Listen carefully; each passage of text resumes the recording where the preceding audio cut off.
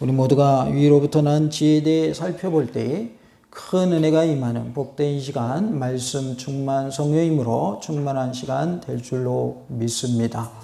위로부터 난 지혜는 성결함이라고 말씀을 합니다.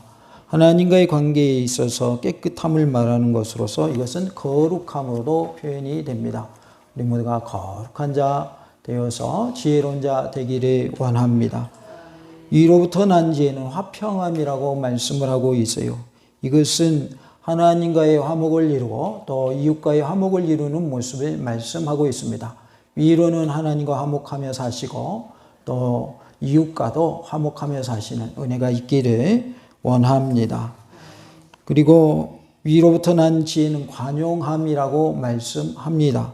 모든 사람에 대하여 너그럽게 대하는 지혜로운 삶이 되시기 바랍니다.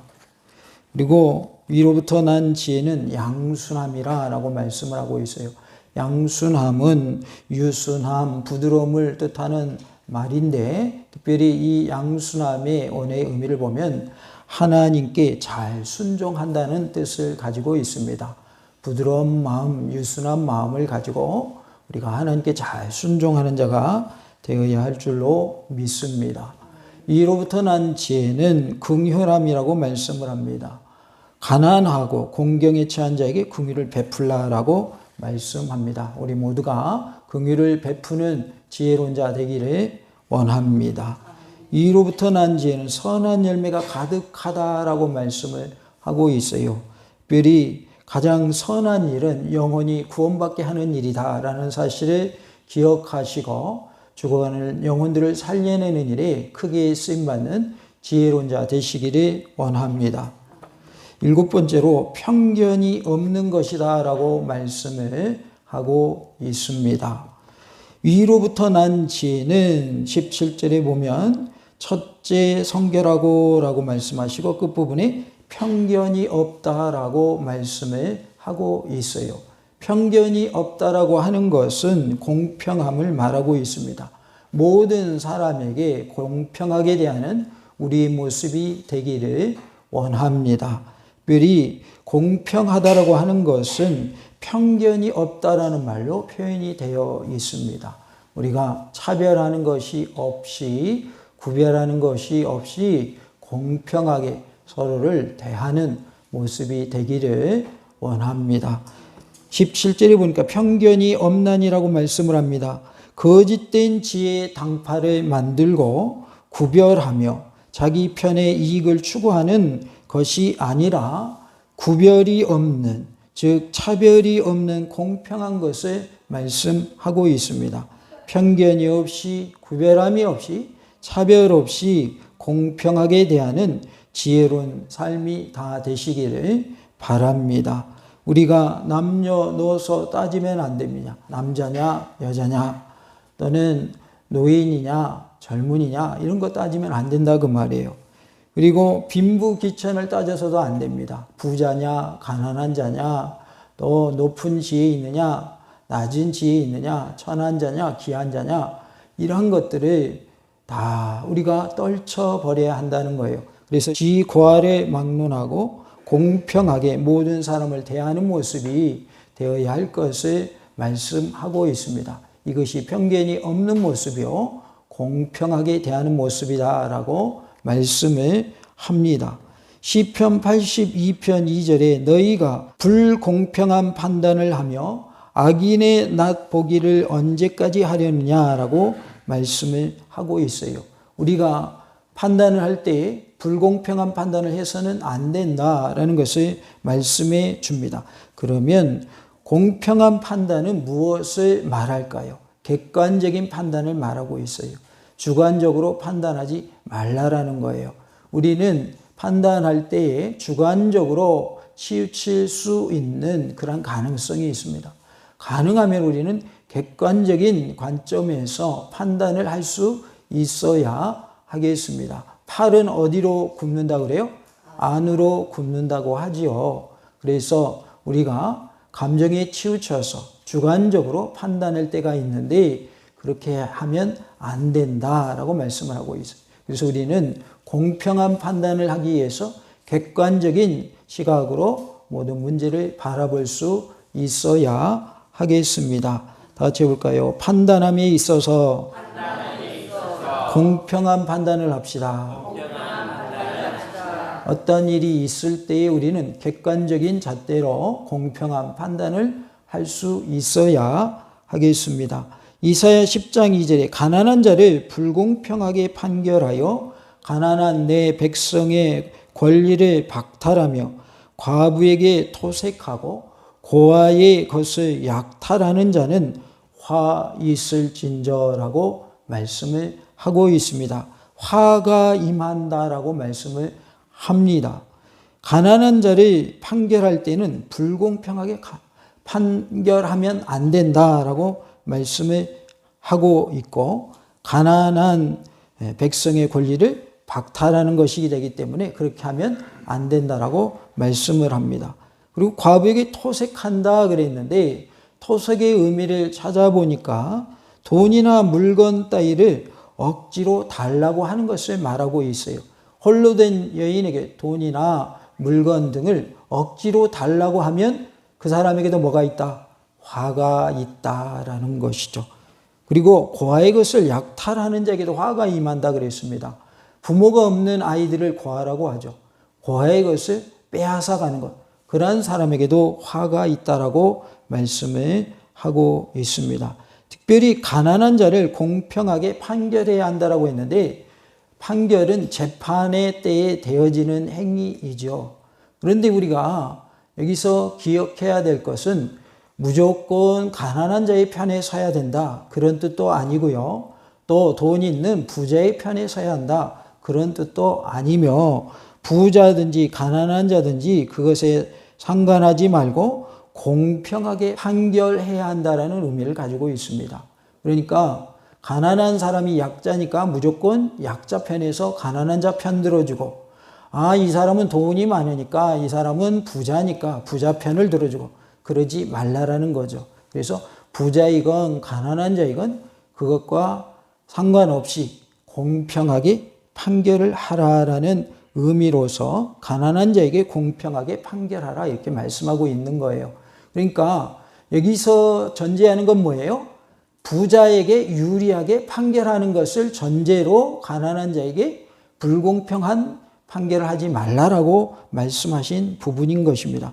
그러기에 우리는 가난한 자를 공평하게 대함으로 억울한 일이 없게 하고 피해보는 일이 없도록 해야 할 줄로 믿습니다. 다 같이 봅시다. 가난한 자를 공평하게 대합시다. 우리가 하나님의 말씀대로 행하는 은혜가 있기를 원합니다. 에스겔 47장 14절에 내가 옛적에 내 손을 들어 맹세하여 이 땅을 너희 조상들에게 주겠다고 하였나니 너희는 공평하게 나누어 기업을 삼으라. 이 땅이 너희의 기업이 되리라 라고 말씀을 합니다. 조상들에게 약속한 땅, 가나안 땅을 차지하게 하셨죠. 그 후에 어떻게 하라 하셨냐면 공평하게 나누라 라고 말씀을 하고 있어요. 그래서 나눔에 있어서도 뭐 해야 된다는 거예요? 공평해야 된다라고 말씀을 하고 있습니다. 하나님께서 주신 것을 공평하게 나누는 은혜가 있기를 원합니다. 초대교회 때에 히브리파 사람들과 헬라파 사람들이 있었는데 헬라파 사람들이 불만이 있었어요. 왜냐하면 헬라파에 속한 홀로 된 여인들이 매일의 구제에서 빠졌어요? 들어갔어요?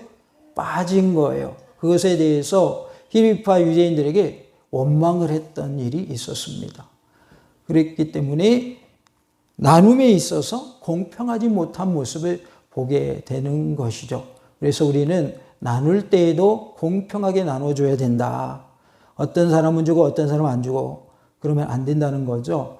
그래서 우리가 구제를 하고 나눔에 있어서도 지혜롭게 모든 사람들이 골고루 그 구제 혜택을 누릴 수 있도록 공평한 나눔을 하라라고 말씀하고 있습니다. 다 같이 봅시다. 하나님께서 주신 것을 공평하게 나눕시다. 하나님께서 나에게 많은 것을 주셨다면 많은 사람들에게 함께 나누어주는 모습으로 살 수 있기를 원합니다. 나누는 것이 하나님이 기뻐하시는 일인 줄로 믿습니다. 나에게 많은 것을 맡겨주셨다라고 하는 것은 그것을 가지고 베풀라라고 주신 것이죠. 어떠한 의미에서 우리가 가진 것을 가지고 나누어 주는 것 또한 공평한 나눔의 모습이다, 이렇게 볼 수 있습니다. 골로새서 4장 1절에 상전들아 의와 공평을 종들에게 베풀지니 너희에게도 하늘에 상전이 계심을 알지어다라고 말씀을 합니다. 상전은 높은 지위에 있는 사람을 말하죠. 그래서 높은 지위에 있는 사람들에게 의와 공평을 종들에게 베풀라라고 말씀을 하고 있어요. 높은 지위에 있는 사람은 낮은 지위에 있는 사람에게 공평하게 대할 수 있기를 원합니다. 그래서 하나님이 보실 때에도 부끄러움 없는 모습이 되어야 할 줄로 믿습니다. 하늘에도 상전이 있다라고 말씀을 하고 있어요. 너희에게도 하늘에 상전이 계심을 알지어다, 이렇게 말씀을 합니다. 하늘에 계신 우리의 상전은 누구실까요? 하나님이십니다. 하나님은 우리에게 대해서 공평하게 대해 주실까요? 불공평하게 대해 주실까요? 공평하게 대해 주십니다. 몸을 쓰지 못하는 그 시인이 있는데 그 시인은 공평하신 하나님이라는 시를 썼어요. 그 내용을 보니까 다른 사람이 갖지 못한 것을 자신이 갖게 하심을 감사하는 내용으로 시를 썼어요. 움직이지도 못해요. 그런데 다른 사람에게 없는 것을 주심을 감사했어요. 송명희 시인이죠. 송명희 시인. 공평하신 하나님이라고 하나님을 찬양하는 모습을 보게 됩니다. 남이 가지지 못한 것, 남이 가지고 있지 않은 것을 자신이 갖고 있는 것에 대해서 감사하는 모습을 보게 돼요. 우리 인간의 눈으로 보면 송명희 시인은 공평하신 하나님의 작품이라고 볼 수가 없어요. 누구의 눈으로 보면? 인간의 눈으로 보면. 왜냐하면 움직이지를 못해요. 다른 사람처럼 똑같이 움직일 수 있는 조건을 허락해 주셔야 그게 공평하신 것 같은데 하나님의 관점으로 자신을 바라보니 공평하신 하나님이라고 그는 하나님을 찬양했다고 말이에요. 하나님을 높이고 있다. 남에게 없는 하나님을 자신에게 허락해 주셔서 감사하고 있어요. 남들이 누리지 못하고 있는 영적인 복을 본인 스스로가 누리고 있으니 그것에 대해서 감사한다면 그러면서 하나님은 뭐 하시다? 공평하시다, 이렇게 노래하고 있어요. 우리의 믿음이 송명희 시인과 같은 믿음이 되기를 원합니다. 없는 거 가지고 원망 불평하는 것이 아니라 남들이 가지지 못한 것, 남들이 소유하지 못한 것을 내게 허락하심에 대해서 감사하면서 공평하신 하나님이라고 고백할 수 있는 믿음이 다 되시기 바랍니다. 이 정도 되려면 믿음이 어때야 될까요? 믿음이 있어야 고백이 나오겠죠.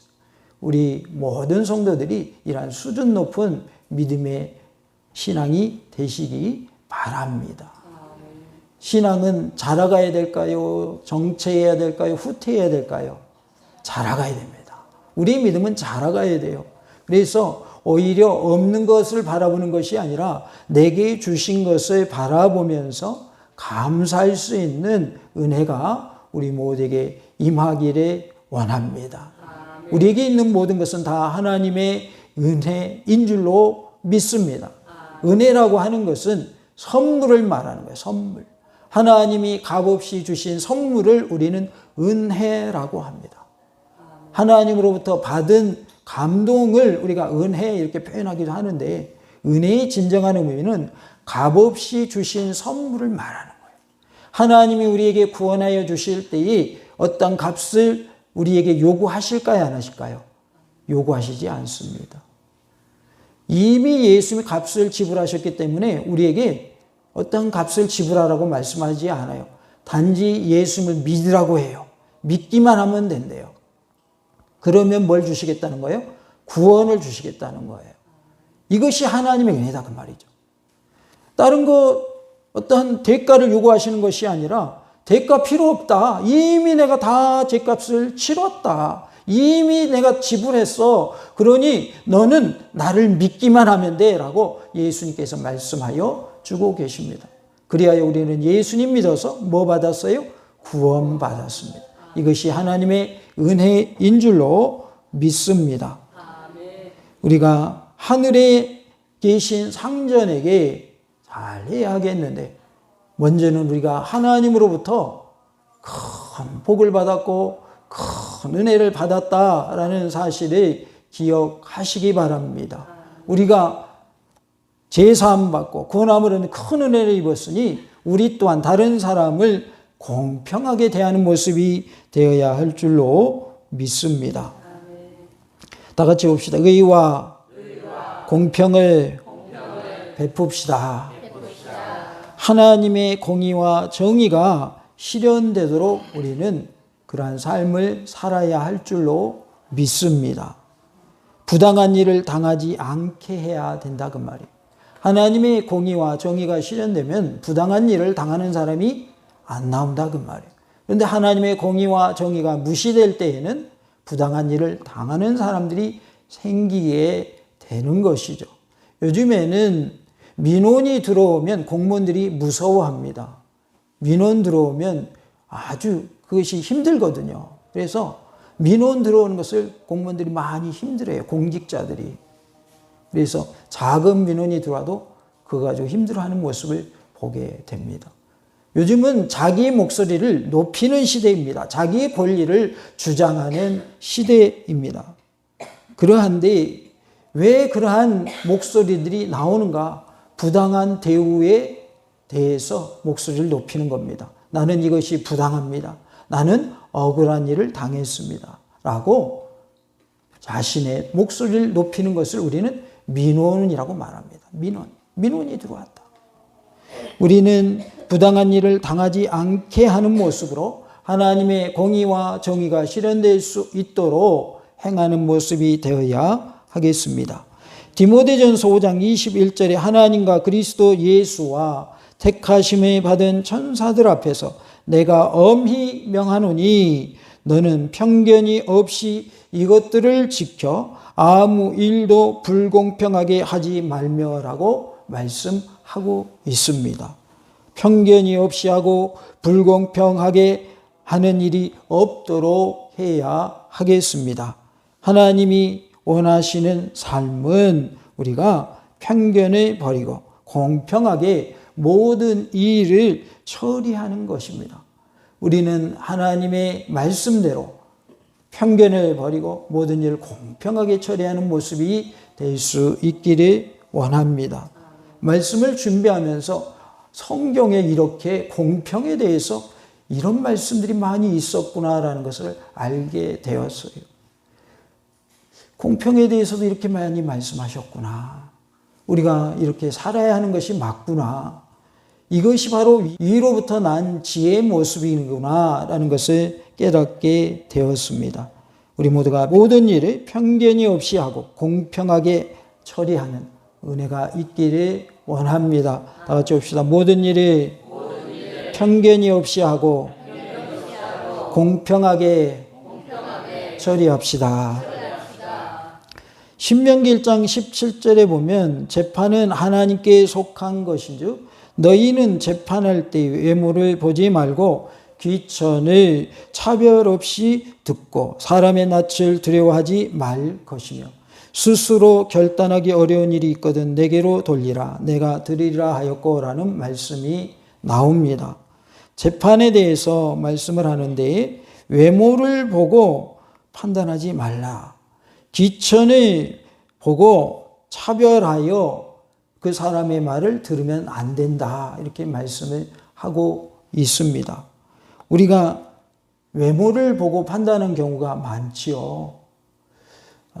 다른 목사님과 함께 식당에 가는 일이 있었습니다. 그래서 이제 식사를 마치고 이제 나올 때 보니까 그 식당에서 파는 물건이 있더라고요. 물론 음식 종류죠. 왜냐하면 식당에서 파는 물건이니까. 그런데 이제 싼 것도 있고 조금 비싼 것도 있더라고요. 그래서 이거는 얼마고 이거는 얼마입니까? 이렇게 물어봤어요. 그런데 이제 달라 하는 것은 비싼 거 달라고 그랬어요. 그랬더니 점원이 뭐라고 그러면 이거요? 물어보더니 또 좀 있다가 이거요? 이거 맞아요? 이렇게 물어보더라고요.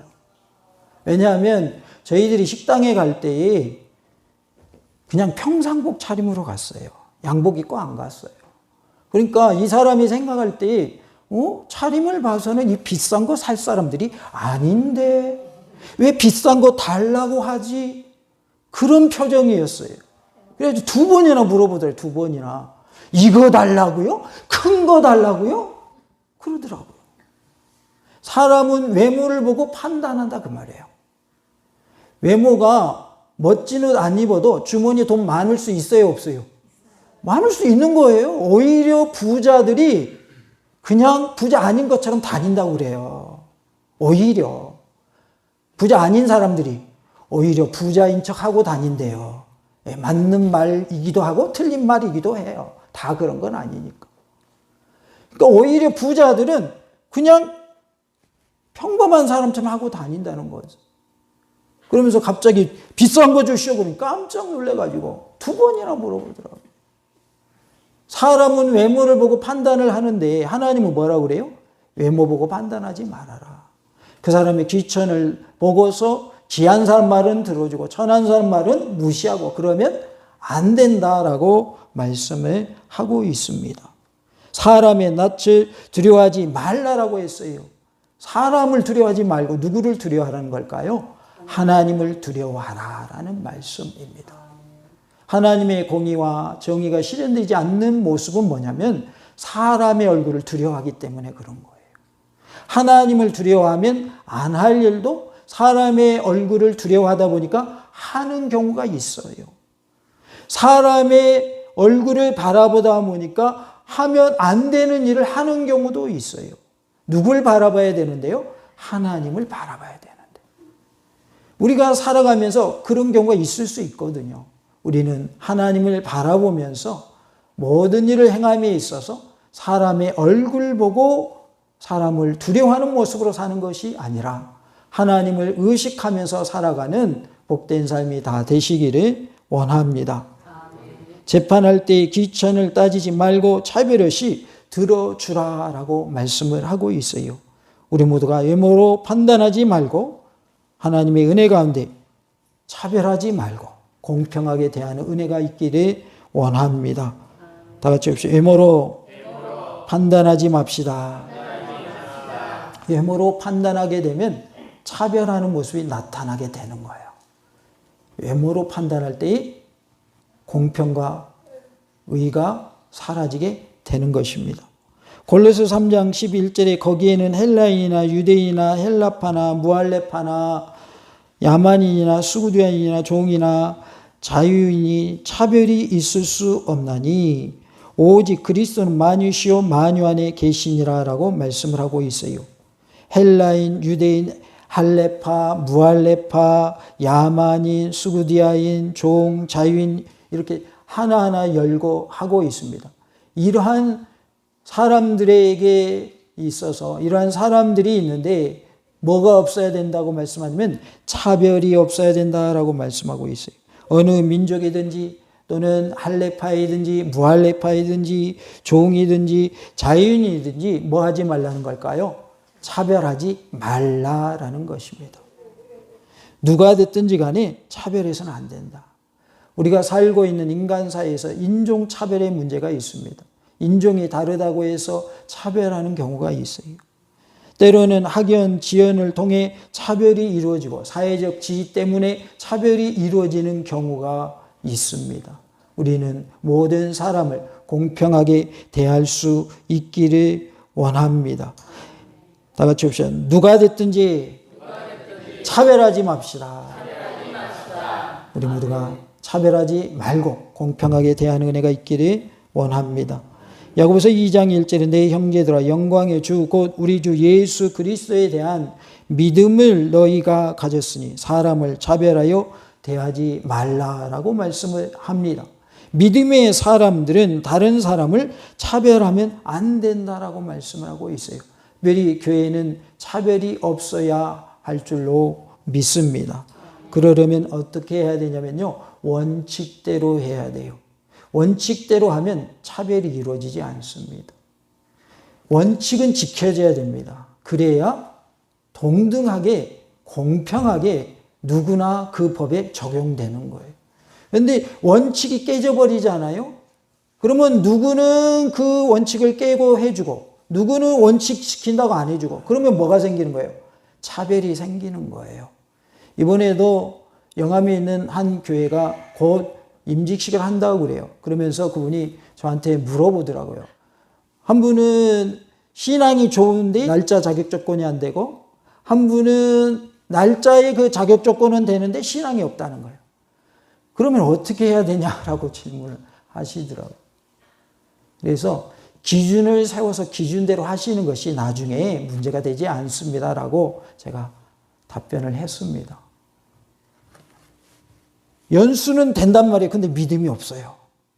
근데 이 사람은 연수는 안 돼요. 그런데 믿음이 좋은 거예요.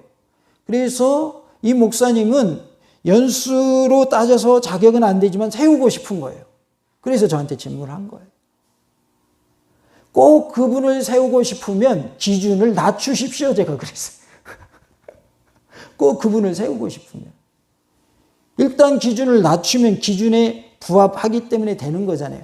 그러나 기준을 낮추지 않을 것 같으면 그분이 아직 연수로는 그 교회 출석한 연수로는 안 되기 때문에 다음 기회에 세우십시오라고 제가 답변을 했습니다. 믿음이 좋다고 해서 연수가 안 맞는데 세운다? 그러면 다른 사람도 나중에 그런 일 생길 수가 있거든요.